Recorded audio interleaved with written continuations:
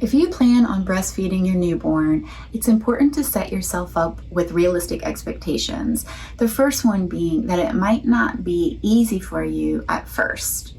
In my practice, I support breastfeeding dyads and help them troubleshoot exactly what it is that's going on. Why is it painful? Why won't my baby latch? Is my baby transferring enough? And while I'm not a lactation consultant, I use my skills as an infant body worker and as an infant mental health specialist to problem solve with the dyad so that they can meet their breastfeeding goals. It's important to understand that when the baby has a proper latch, it should not hurt. Damage to your tissue, whether it's cracked or bleeding or chapped or misshapen, is a sign that the baby's latch could be improved. Working with a lactation consultant prenatally so that you can establish a relationship and get some prenatal education is important, and following up with that lactation consultant as soon as you possibly can after the birth just equips you with the support that is going to be needed to meet your breastfeeding goals if you do run into challenges. Now, if this is supposed to be so natural, why do so many dyads struggle to successfully breastfeed? In my perspective, utilizing reflex integration knowledge, I look at this as potentially a compensation or protective process due to some kind of stress, either prenatally or during the birth or immediately following the birth. And these stresses can be either biological or they can be environmental. And it doesn't have to be a big trauma to feel like a stress to that developing child.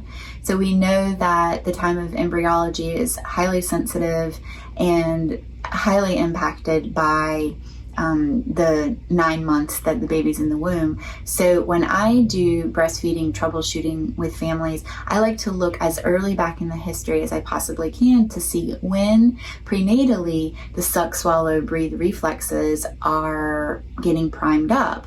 We know that babies have practice with the sucking and the swallowing in the womb. They'll swallow the amniotic fluid, they'll suck their thumb, but when they take their first breath at their birth, this is the first time that they're trying to incorporate that last element of suck, swallow, breathe.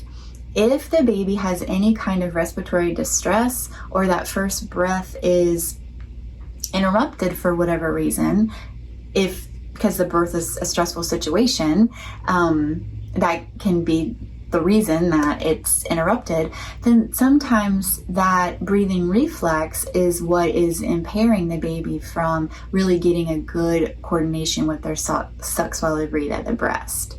So when I work with families, I'm looking at the baby's whole body.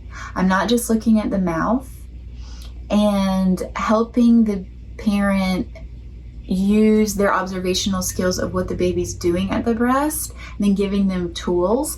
For example, you can, if your baby's lying in a cross cradle hold, then you can gently place some pressure on the bottom of the baby's feet so that they have a bit of pressure and boundary to utilize their whole system to intake the milk.